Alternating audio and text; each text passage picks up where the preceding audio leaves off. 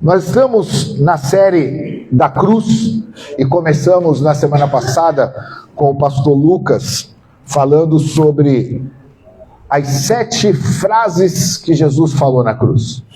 E Deus nos ministrou poderosamente. Se você não estava no culto, fica no YouTube, aqui, fica. Se você não estava no culto, você pode ir no YouTube para ver essa mensagem que foi poderosíssima, mas deixa eu só te relembrar qual foi a primeira frase, e não foi à toa que foi a primeira, talvez a mais poderosa a respeito da graça de Jesus. Pai, perdoa porque eles não sabem o que estão fazendo. O pastor Lucas ministrou aqui com muita graça sobre a graça de Deus a respeito dessa frase poderosíssima. E essa frase Jesus disse quando estava sendo insultado, blasfemado, humilhado, escarnecido, machucado fisicamente, machucado emocionalmente e machucado espiritualmente no Calvário.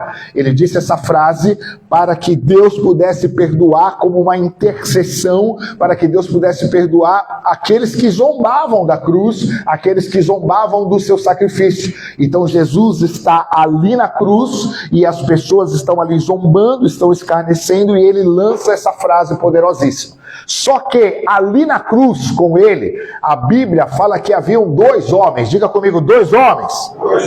2 ladrões. A Bíblia deixa muito claro que eles eram criminosos, a Bíblia deixa muito claro que eles eram malfeitores, a Bíblia deixa muito claro que eles eram ladrões. Então eles tinham sido condenados por Roma junto com Jesus, porque isso fazia parte da tradição, fazia parte da cultura, fazia parte da lei romana, condenar os malfeitores a uma morte em praça pública na cruz. Então estava Jesus ao centro, um ladrão à sua direita e o outro ladrão à sua esquerda, e eles tinham sido condenados à morte. Então aqui nesse cenário de morte, nesse cenário no Monte Caveira, Jesus com mais 2 homens, vem a segunda frase de Jesus no Calvário, e é essa que nós acabamos de ler, é a resposta que Jesus dá para um desses ladrões. Ele diz, hoje mesmo, diga comigo, hoje mesmo, mas diga com muita convicção, hoje mesmo, estarás comigo no paraíso. Jesus fala essa frase para um dos ladrões. Segundo a tradição cristã, através do evangelho de Nicodemos, que é um evangelho apócrifo, não é canônico, não está naquilo que nós cremos que é sagrado, esses 2 homens, eles tinham nomes, era Dimas e Gestas. Eles eram 2 ladrões que foram condenados e estavam ali. Esse que é considerado por muitos o ladrão bom, que é o Dimas, ele é um santo, ele é pai dos prisioneiros hoje em dia para a Igreja Católica. Ele é o santo que protege os que estão encarcerados.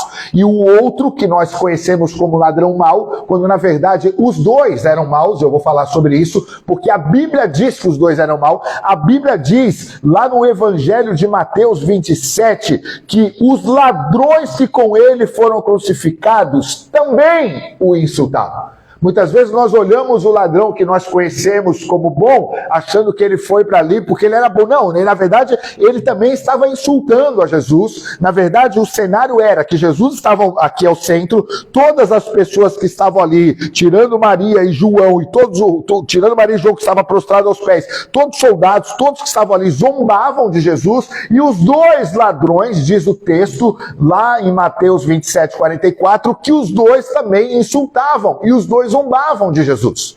Mas algo aconteceu, e eu creio, a minha fé particular, eu creio que algo aconteceu na primeira frase. Eu creio que eles estavam ali zombando de Jesus. Eles estavam ali, o da direita e o da esquerda, os 2 criminosos, os 2 maus. Não tem ninguém bom nessa história a não ser Jesus, amém? Então Jesus está ali, os 2 zombando. Aí, seu trouxa, você não falou que era o rei dos judeus? Ah, cadê o Elias? Chama o Elias então, falou que ia vir. Quem vai vir te salvar? Você falou que destruiu o templo, em 3 dias reconstruiu, não consegue nem sair. Todos zombavam de Jesus, quando ele lança a primeira frase. Pai, perdoa, porque eles quem? Todos que estavam no contexto da cruz, inclusive os 2 ladrões. Eu creio que nesta hora que Jesus libera esta palavra de graça, de intercessão, eu creio que algo aconteceu dentro de um desses ladrões. Porque algo mudou, irmão. O texto diz que eles zombavam, mas de repente algo muda nesse homem. De repente algo muda nessa circunstância, e eu quero te falar do poder que está por detrás desta frase que Jesus falou. Eu quero te falar sobre as circunstâncias desses 3 homens que está por detrás dessa frase que nós conhecemos, que Jesus disse para este ladrão. Existe um contexto, existe uma circunstância, existe algo que estava acontecendo no mundo espiritual e no interno de cada uma dessas pessoas. E eu quero te falar sobre isso antes de chegarmos lá nessa frase que Jesus falou. E para que a gente possa entender, nós vamos ver esses 3 personagens. O ladrão que nós chamamos de bom, o Cristo crucificado e o ladrão que nós chamamos de mal. Então eu quero começar a falar deste ladrão, porque os 2 ladrões representam, sabe quem? A humanidade. Os 2 ladrões representam eu e você. Os 2 ladrões representam o povo de Lorient, representam o povo de Portugal. Os 2 ladrões representam o povo do Brasil. Os 2 ladrões representam a humanidade caída. E os 2 estavam diante da cruz. E os 2 estavam diante de Cristo. E os 2 estavam diante da graça. Só que um deles, que eu vou chamar do interesseiro, o ladrão interesseiro, um deles só tinha interesses pessoais. Olha aqui no versículo 39 de Lucas 23, vem comigo. Olha aqui o que ele falava para Jesus. E a Bíblia diz, presta atenção, que a boca fala do que o coração está cheio. A boca diz o que está dentro de nós. Olha as palavras deste homem para Jesus na cruz. Versículo 29. Então, um dos criminosos crucificados blasfemava dele, dizendo: tu não é o Cristo? Salva a ti e a nós. Olha o que ele diz. Tu não é o Cristo? Tu não é o cara? Tu não é o bichão? Tu não é poderoso? Salva a ti e a nós. Este homem, ele representa muito uma geração na qual nós estamos inseridos. Porque Paulo vai falar sobre isso, Pedro vai falar sobre isso, que nos últimos dias existiriam pessoas egoístas, que só sabem olhar para as suas próprias necessidades e os seus próprios interesses. Este homem está diante da cruz, este homem está diante de Cristo, este homem está diante do maior amor já manifestado na face da terra, este homem está diante da graça, mas ele só pensa em uma coisa: no seu próprio interesse. Ele só pensa em sair daquela cruz. Ele só pensa em ser liberto daquela cruz. Ele só pensa em ser liberto daquela dor que ele estava sentindo. Porque ele estava sentindo dor, irmão. Ele estava sendo crucificado vivo. Ele estava sentindo dores físicas. A gente pensa em Jesus sofrendo e a gente fica assim: olha, meu Deus, quando a gente vê o filme Paixão de Cristo, toca os nossos corações. É impossível alguém ver aquele filme e não chorar e não ser tocado. Mas esses homens também estavam sofrendo ali. As mesmas dores, era a forma da condenação romana. Então ele queria o quê? Alívio da dor. Ele queria o quê? Alívio do momento. Ele queria o quê? Ele queria ser redimido, ele queria a bênção. E ele representa muitos cristãos dos dias atuais. Muitos estão nas igrejas aqui em Portugal, no Brasil e nas nações da terra, nesse momento, como este homem, apenas atrás de algo. Tu não é o Cristo, tu não é Deus. Eu vim aqui hoje para que você possa curar minha filha. Eu vim aqui hoje para que você possa me abrir uma porta de emprego. Eu vim aqui hoje para que você possa mudar a situação do meu casamento. Eu vim aqui hoje para que você possa aliviar a minha dor, para que você possa tirar esse momento difícil que eu estou passando, para que o Senhor possa tirar essa tristeza profunda que está dentro de mim. Tu não é o Cristo, faz isso. Isso revela a motivação errada dele. Isso revela o coração perverso desse homem. E isso também nos mostra muitas vezes o nosso coração perverso. Quantas vezes nós somos interesseiros? Nós crescemos numa igreja no Brasil, onde nós ouvimos quantas vezes que temos que dizimar e ofertar para poder ganhar. Quantas vezes nós ouvimos isso? E que não é uma mentira. Quando você oferta, você recebe, porque a Bíblia diz isso. Só que a Bíblia também fala sobre a motivação do ofertante. A Bíblia também fala sobre a motivação de quem serve. A Bíblia também fala da motivação de quem dá. E Deus, Ele sonda. A Bíblia diz que Ele não sonda o que nós fazemos, porque Ele está vendo, mas Ele sonda os nossos corações, as nossas intenções. E quantas vezes nós não falamos para Jesus, tu não é o Cristo? Quantas vezes nós falamos para Jesus, tu não és o Senhor? Por que você não faz isso? Quantas vezes nós levantamos na hora da oferta para trazer um recurso para o reino, para a igreja, para a casa de Deus, mas com a motivação de recebermos algo em troca. Por mais que seja uma promessa bíblica de receber algo em troca. Porque a Bíblia deixa claro, quem muito oferta, muito vai receber. E está falando de recurso financeiro. Mas a questão é, qual é a minha motivação diante da cruz? Qual que é a minha motivação de acordar cedo e vir para cá nessa manhã? Como a pastora Isa disse, nós não somos um clube social.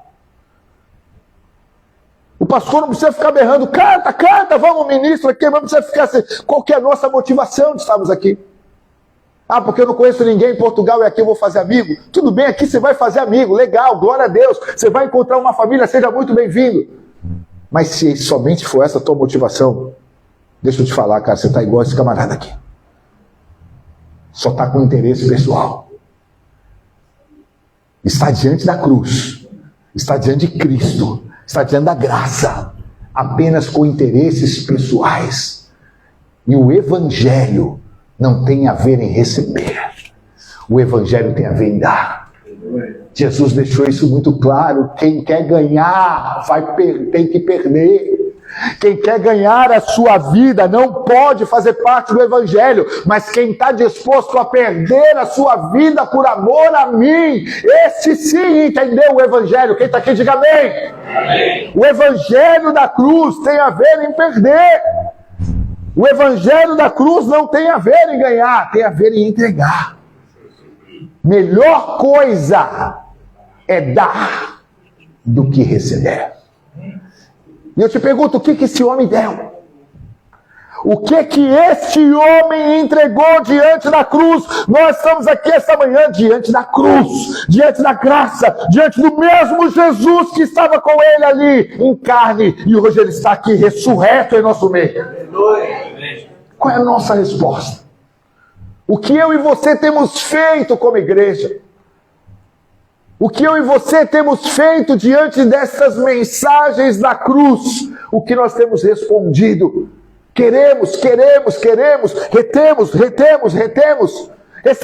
recebemos e fazemos como os 9 que nem voltaram para dar glória. Mateus 17, a Bíblia fala que eram 10 leprosos. De longe, eles falaram, Jesus, se tu quer, tu pode nos curar. É lógico que eu quero, eu te amo. É lógico que eu quero, a minha graça transborda de amor por você. Vai até o sacerdote, se apresenta aos sacerdotes. Que era praxe, era lei. Era o sacerdote que ia lá e olhar aqui, deixa eu ver o negócio. Tá com lepra, fica afastado, não vai nem vir para o culto nem nada. Então Jesus falou, vai até o sacerdote para cumprir a lei. E aí eles foram, cheios de lepra. Eles tiveram fé. Olha, esses homens tiveram fé. Eles pediram para Jesus. Eles não pediram para qualquer entidade, para qualquer religião, para qualquer oferenda. Eles pediram para Jesus. E aí eles foram. Agora o sacerdote olha e fala, rapaz, vocês estão curados. Uau! Vocês estão livres. Voltem para sua família, voltem para o seu trabalho, voltem para sua casa, voltem para os seus filhos, porque eles tinham que ficar isolados. E eles saíram felizes. Só que 9 eram como esse homem. E um voltou. E quando um volta, qual foi a primeira palavra que Jesus disse para ele? Uau! Foi curado? Não. Sabe qual foi a primeira palavra? Onde estão os 9? A boca fala do que o coração está cheio, serve para Jesus também, tá? Ele disse o que estava no coração dele. Ele sentiu. Onde estão os 9 interesseiros. Só queriam as minhas mãos. Só queriam o que eu posso fazer por eles. Cadê? Não eram 10? Onde estão os 9? Agora ele vira para esse. E aqui entra a parte mais especial. Ele vira para esse e não fala da lepra. Ele vira para esse e não fala em nada da terra. Ele vira para esse e fala: vai, a tua fé te salvou. Aqueles 9 provavelmente foram para o inferno com a pele de bebê. Aqueles 9 não ouviram: a tua fé te salvou. Aqueles 9 receberam na terra, mas não receberam nos céus. E aqui eu começo a falar do outro ladrão. Quem está aqui, diga amém. Eu começo a falar do outro ladrão, que não era interesseiro, era arrependido. Eu vou chamar ele de ladrão arrependido, não do ladrão bom, porque não era. Ele era o ladrão arrependido. Então, quando Jesus fala: Pai, perdoa, porque eles não sabem, algo começa a se mover dentro dele. Eu creio que o Espírito Santo começa a trabalhar dentro dele. Eu creio que o Espírito Santo começa a mexer algo dentro dele. Então esse homem começa a expressar. Presta atenção. Arrependimento tem expressões, irmão.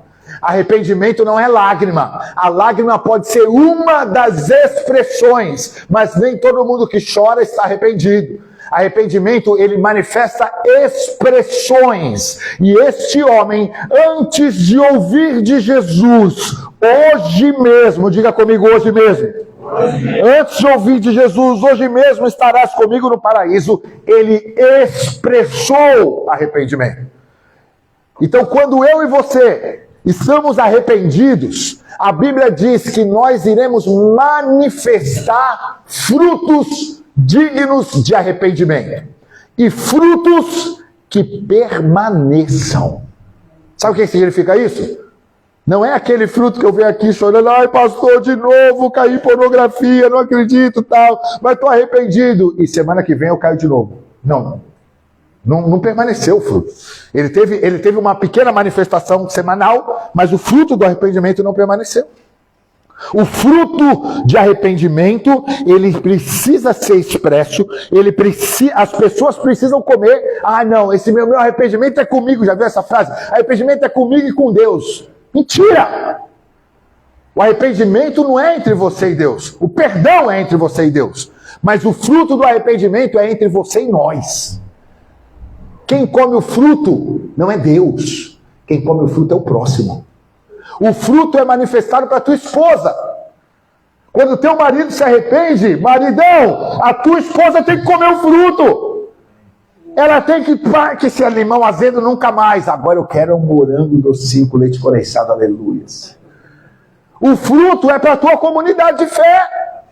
O fruto é para quem trabalha com você. Quem está aqui, diga amém. O arrependimento precisa se expressar. E é exatamente o que esse ladrão faz. Ah, pastor, a Bíblia não fala que ele era um ladrão arrependido. A Bíblia não diz a palavra arrependimento nesse contexto. Mas a Bíblia expressa o arrependimento dele. Muitas vezes a gente não precisa falar que está arrependido. Não precisa estar escrito na nossa vida: eu estou arrependido. Basta expressarmos o arrependimento. Todos saberão que estamos arrependidos. Quem está aqui, diga amém. Então, vamos ver aqui as expressões desse outro. Versículo 40 diz: mas o outro, repreendendo o seu amigo criminoso, disse: você não teme a Deus, nem sofrendo a mesma condenação? Então, olha só, o coração dele estava diferente. Ele não era bom. O único bom aqui era Jesus. Lembra que até alguns minutos atrás, Mateus diz que ele zombava de Cristo também. Só que agora algo aconteceu. O Espírito Santo tocou. O Espírito Santo começou a mexer. E é maravilhoso quando Deus faz isso na vida de alguém. É maravilhoso quando alguém cheio de graça manifesta a graça. E alguém é tocado por essa graça. Porque a graça é o efeito dominó, meu irmão. É por isso que o pastor vive dizendo: nós somos luz, irmão. Somos sal dessa terra. Manifesta lá fora. Porque a graça tem um efeito dominó. Jesus manifestou a graça. Já bateu nesse camarada aqui, ó.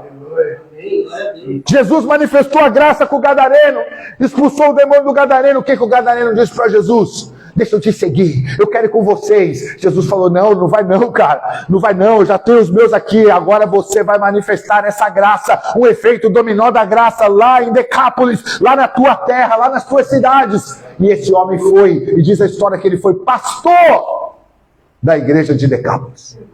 Porque a graça tem um efeito dominó. Então Jesus fala, Pai, perdoa. Cara, ele está falando de mim. Ele está falando de mim, me tocou. Então agora este homem, tocado pela graça, ele começa a expressar arrependimento. Eu quero te falar um pouquinho sobre isso. Sabe a primeira coisa que ele faz? Olha só no versículo 21, a diferença dele para o outro. Presta atenção. Ele tem reconhecimento da justiça de Deus. Reconhecer a graça, ser tocado pela graça, é reconhecer a justiça de Deus. Versículo 21 diz assim, como? 41. Desculpa, 41. 21 é porque é Almeida 21, por isso que eu estou lendo na Almeida 21. Versículo 41. Nós, na verdade, estamos recebendo com justiça. O outro disse o quê? Tira a gente daqui. Eu não mereço isso não. Roma está exagerando. Tira a gente daqui. Esse falou o quê? Tira nada, eu mereço. É a justiça se manifestando. Graça é sinônimo de justiça, irmão. Sabe qual que é o erro dos cristãos de hoje em dia? É achar que a graça é Deus me livrar da justiça. Não é? Esse homem morreu na cruz. Ele arrependido, Jesus não tirou ele da cruz. Por quê? Porque ele plantou. E Gálatas, no tempo da graça, diz: tudo que o homem plantar, ele vai colher. Quem plantar na carne, destruição. Quem plantar no reino, no espírito, eternidade. Ele viveu isso. Esse homem viveu as palavras de Paulo. Ele plantou na carne, morreu.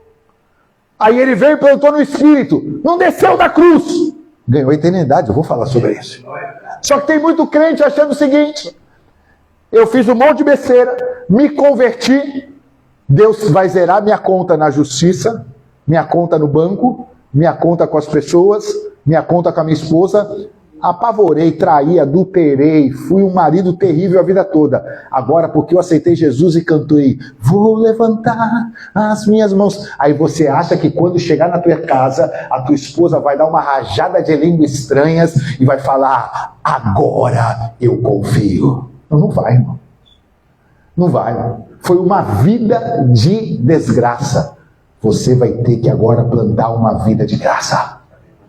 E talvez daqui a 6 meses, 1 ano, talvez daqui a 1 ano e meio, depende do nível da desgraça, né? A tua esposa diga, uau, o fruto permaneceu.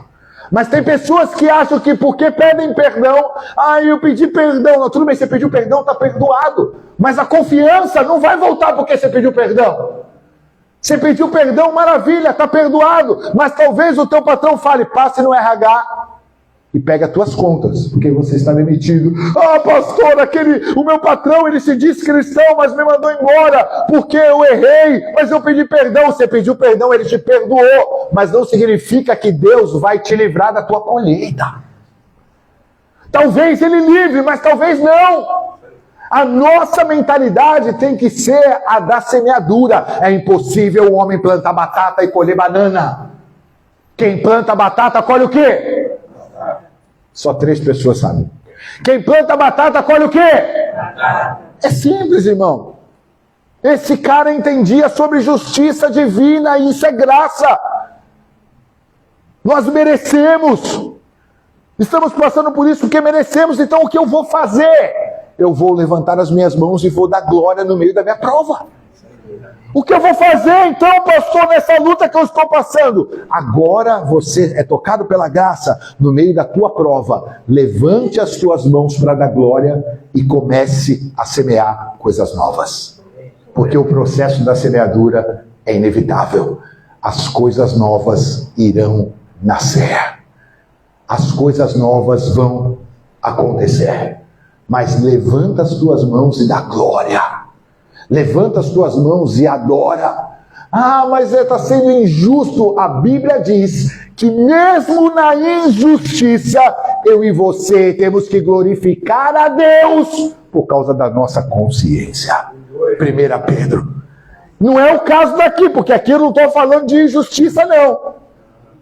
Injustiça foi Paulo ser decapitado porque pregava o Evangelho. Aqui eu estou falando de justiça. Quem está aqui, diga amém. Este homem reconheceu a justiça. Uma vez eu ouvi uma história de uma pessoa, estava num congresso e uma pessoa ministrou algo que ela viveu como pastor e marcou muito a minha vida. Ela estava ministrando sobre arrependimento, sobre justiça, e ela disse que um jovem se converteu na igreja. Imagina, chega um jovem aqui na comunidade, a gente recebe, ama, cuida e tal, só que esse jovem, ele tinha um passado como nós, como esses ladrões, terrível. E aí ele confessou para o pastor que ele estuprou uma moça. E que ele foi denunciado por isso, um tempo depois. Não foi preso porque não teve flagrante. E aí ele estava correndo na justiça. E ele se converteu nesse processo. O pastor falou, cara, você está arrependido? Vamos orar, orou por ele, confessou, vamos deixar na mão de Deus. O que aconteceu? Recebeu a intimação. Chegou o dia do teu julgamento. Você vai ser julgado pelo abuso que você cometeu naquela mulher. E aí ele acaba o culto, ele procura o pastor e fala, pastor, é amanhã o julgamento. Amanhã eu vou estar diante do juiz, vou estar diante do júri, lá sei como é que foi, né? Não sei os detalhes do processo. Eu estou com medo. Se eu for preso, o que acontece com abusadores na cadeia? Vira menininha. Eu entreguei minha vida para Jesus. Eu sou nova criatura, o Senhor está acompanhando, eu estou aqui há 8 meses na igreja, o Senhor tem visto meus frutos.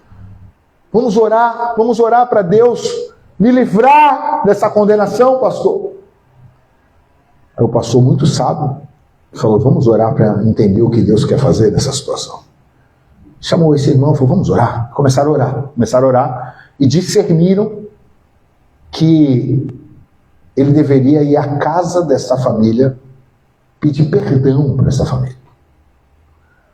E ele com muito medo, não, como é que eu vou? O pai dela vai me matar. Eles são violentos, eles são do mundo. Como? Vai lá. Ou você enfrenta a família, ou você vai enfrentar os maus na prisão. Aí você escolhe. E ele foi. Com muita coragem, ousadia do espírito, bateu na porta. Quando viram ele falou, sai daqui, não, eu quero pedir perdão. Eu reconheço que eu mereço ser condenado. Eu quero pedir perdão pelo mal que eu causei na família de vocês. Pelo mal que eu causei nessa moça. Eu quero pedir perdão para vocês. E sabe o que aconteceu? A mesma coisa que aconteceu com o ladrão da cruz. A graça tem efeito dominó. Aquela família perdoou ele. Aquela família foi tocada pela graça. Aquela família se converteu e agora estavam na mesma igreja desse pastor. Eles tiraram a acusação. E esse homem ficou livre. Deus pode fazer isso. Deus pode fazer isso. Mas ele entendeu que a justiça também é graça. Ele entendeu que a justiça também é graça. Ele não colocou na conta de Deus o que estava na conta dele. Como muitos têm feito nos dias de hoje. Estoura o cartão de crédito. Ai, Deus! Faz besteira no trabalho. Ah, Deus! Isso quando coloca a culpa no diabo. É o diabo. Isso aqui não é diabo, nada. O diabo só toca em nós se Deus permitir ou se você abrir a porta da tua vida para ele. Senão ele não encosta em nós.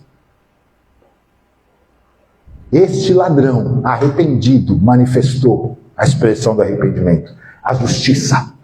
Quer ver uma outra expressão do arrependimento? Nesse mesmo versículo, ele fala, nós merecemos, porque nós fizemos isso. Presta atenção, aqui ele está agora reconhecendo o seu pecado. ele reconhece a justiça, estamos aqui pela justiça, é válida, eu vou morrer aqui, mas ele também reconhece nesse versículo o seu pecado, e isso é arrependimento. Quando nós reconhecemos o nosso pecado por nome, meu irmão, não é esse papinho, eu sou um pecador, todo mundo aqui é pecador, mas um pecador arrependido reconhece o seu pecado. Nós precisamos parar de pecar, como se diz lá no Brasil, pecar no atacado e pedir perdão no varejo. Tem que ter nome. Eu preciso dar nome para o meu erro.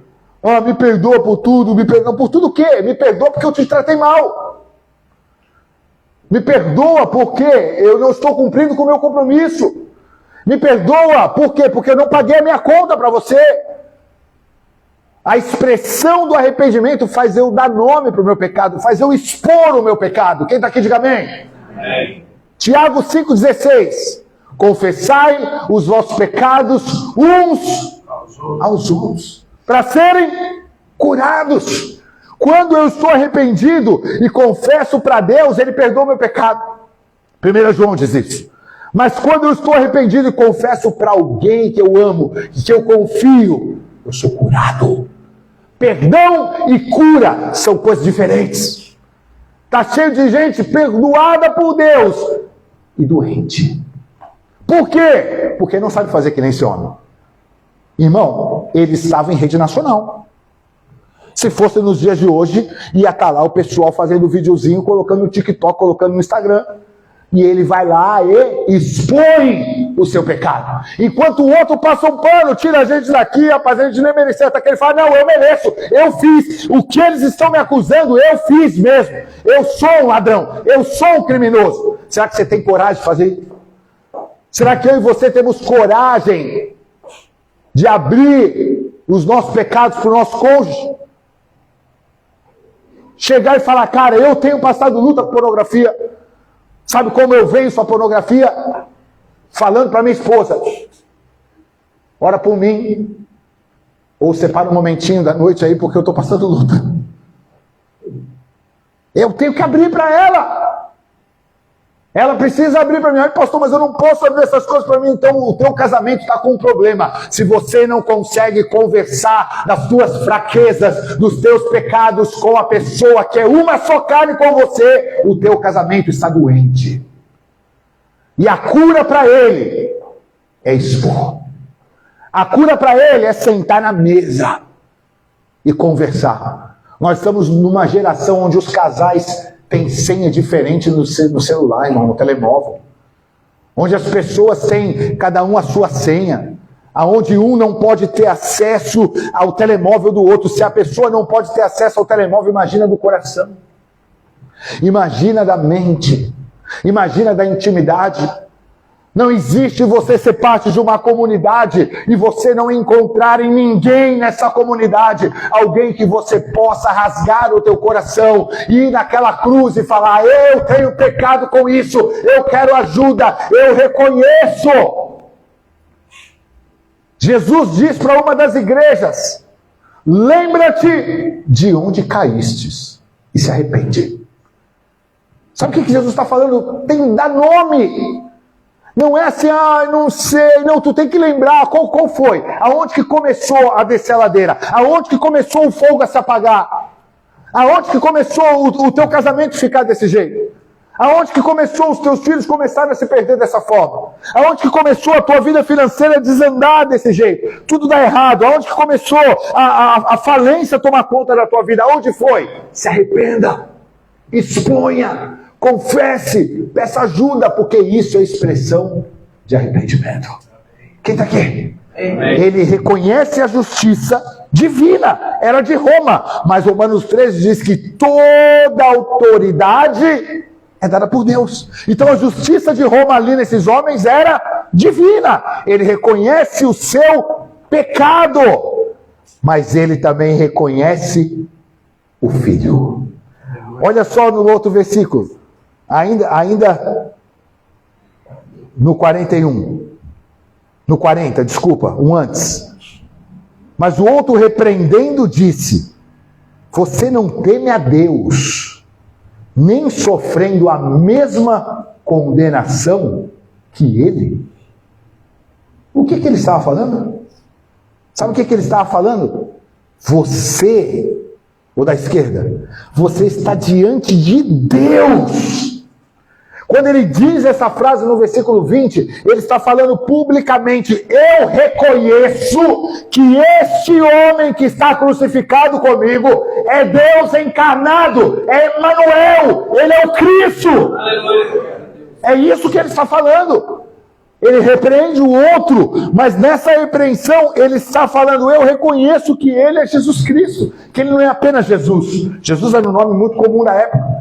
Mas ele é Jesus, o Cristo, o Messias, o enviado. Então, quando nós reconhecemos o Filho, quando nós olhamos para o Filho, quando nós reconhecemos o Cristo, algo começa a mudar em nós, irmão. Não existe transformação, não existe salvação, não existe restauração, não existe nada se não for através do Filho. Ele mesmo disse: vocês não podem fazer nada se não for através de mim. Vocês não conseguem, nós não conseguimos. Eu e você não temos condições humanas de fazer algo, por mais que queremos, por mais que tenhamos um bom coração, por mais que amamos ajudar o próximo, por mais que tenhamos um coração de servo, se ele não intervir, e se nós como pastores, líderes e como igreja, não falarmos: olha para ele, tua vida não vai mudar. Sabe qual que é o problema da igreja atual? Tem muita gente olhando para a placa, tem muita gente olhando para o Paulo, tem muita gente olhando para a banda, tem muita gente olhando para o discurso e pouca gente olhando para ele. Quando eu estou numa situação difícil, talvez você entrou aqui numa situação difícil como esse camarada. Pensa em alguém que estava passando um momento difícil, era ele. Ele estava literalmente sendo morto, literalmente condenado, literalmente falido, literalmente destruído, literalmente infeliz, literalmente vazio. Quando você está nessa situação, olhe para Jesus. Reconheça Ele nos detalhes da tua vida. Olha só a percepção que esse camarada teve. Ele reconheceu que não era apenas o Jesus, era o Cristo, o Filho de Deus que estava ali com ele. Pastor, mas a minha situação está tão difícil que está difícil eu ver Jesus. Ele viu Jesus na cruz crucificado. Jesus está contigo na tua situação difícil. Olhe para Ele, que você vai ser salvo, transformado, curado, liberto, seja o que for. Você sabe daquela passagem do deserto, onde eles levantavam no deserto a serpente e precisavam olhar, e quem olhava não era contaminado pelo veneno, não era morto. É isso. É a cruz. No Antigo Testamento tem a cruz, irmão. Quando nós olhamos para a cruz, quando nós olhamos para Cristo, mesmo com a situação completamente adversa, mesmo dando tudo errado, quando você continua crendo no Filho de Deus, quando você continua crendo nas últimas palavras de Jesus antes de subir aos céus: eu estarei convosco todos os dias. Todos os dias. Ele não falou: eu vou estar convosco no dia bom, eu vou estar com vocês quando tudo der certo, eu vou estar com vocês quando tudo for bem, eu vou estar com vocês todos os dias. Até no dia do mal. Até no dia da cruz. Quando nós entendemos isso, nós entendemos Romanos 8:28. Todas as coisas cooperam para o bem daqueles que amam a Deus. Não são só as notícias boas, não são só as bênçãos, todas as coisas. Quando eu estou olhando para Ele, quando o meu amor queima por Ele, quando os meus olhos estão nele, Ele vai fazer com que tudo coopere para o meu bem. Olha para o jovem, uma história real, pediu perdão, cooperou para o bem dele. Tudo aquilo que estava vivendo cooperou, agora ele tem uma outra família salva. Quem está aqui, diga amém. Para onde você tem olhado? Não sei o que você está passando, mas eu te pergunto: para onde nós temos olhado, irmão? Para onde eu e você temos olhado? Nos momentos difíceis da nossa vida, a nossa dependência está em quem? Qual é a primeira pessoa que você pensa? No pastor Lucas.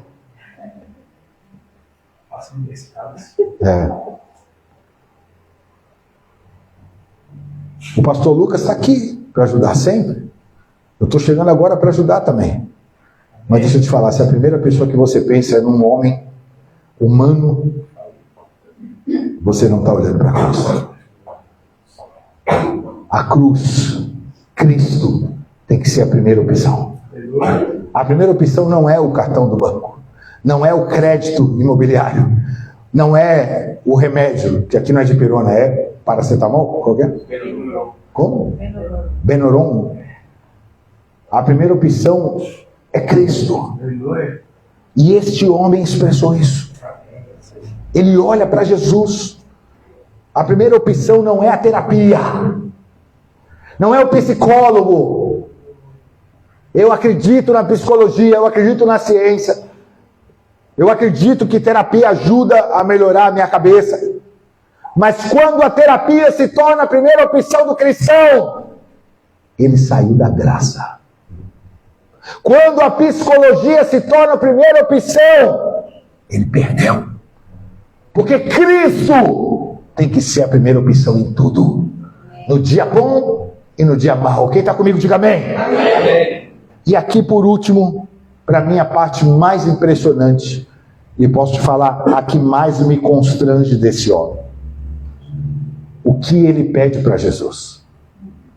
Ele só ouviu esta frase poderosa de Cristo, porque ele fez esse pedido do versículo 42. Senhor, lembra-te de mim quando entrares no teu reino eterno. Quando ele diz aqui o teu reino, ele está falando sobre eternidade. Ele teve o reconhecimento da eternidade.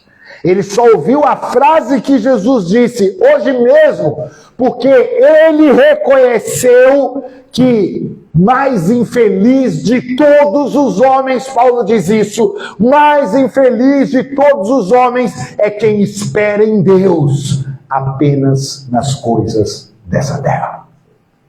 1 Coríntios capítulo 15, se eu não me engano. Mais infeliz é quem tem expectativa em Deus apenas nas coisas terrenas. Aonde estava o olhar deste homem? Na eternidade.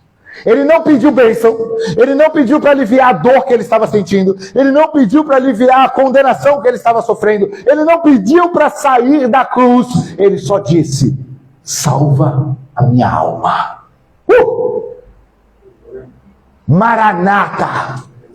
Se fosse hoje, sabe o que seria eu e você falando? Maranata. A nossa expectativa tem sido: Maranata, ou me abençoa. Qual que tem sido a nossa expectativa de fé? Não é pecado ser abençoado, irmão. Não é pecado prosperar. Pelo contrário, eu quero ser abençoado, eu quero prosperar. Mas eu quero te perguntar, aonde está o nosso coração? Tem pessoas que dizem: eu quero morar no céu, mas não tem expectativa do céu. Tem pessoas que cantam: eu quero ser salvo, eu quero morar no céu, como dizia o irmão Lázaro, ainda bem que eu vou morar no céu, e ele foi. Mas qual que é a nossa expectativa real? Eu já vi solteiros falar: não quero que Jesus volte para dar tempo de eu casar. Se soubesse, aleluia. Irmão, este homem não olhou para as coisas terrenas. Este homem olhou para as coisas do céu. Então agora Jesus vem com a frase. Jesus está calado, irmão. Lembra o que Jesus disse? O pastor Lucas pregou a primeira frase lá atrás. Perdoa eles. Tudo isso acontecendo. O fuzuê acontecendo. E Jesus estava como? Calado. Só que agora ele libera a segunda frase. Ainda hoje. Hoje. Não é amanhã. Não é depois. Não é depois do purgatório. Não é depois de indulgência. Não é depois de dar alguma coisa. Ainda hoje estarás comigo no paraíso. Aqui se manifesta o poder da graça. Aqui se manifesta o principal motivo de Cristo na cruz: salvar o perdido. Este homem representa eu e você, querido. Este homem representa a humanidade. E Cristo, olha que coisa, por isso que o Jesus é demais, cara. Por isso que os fariseus ficavam doidos. Ele inaugura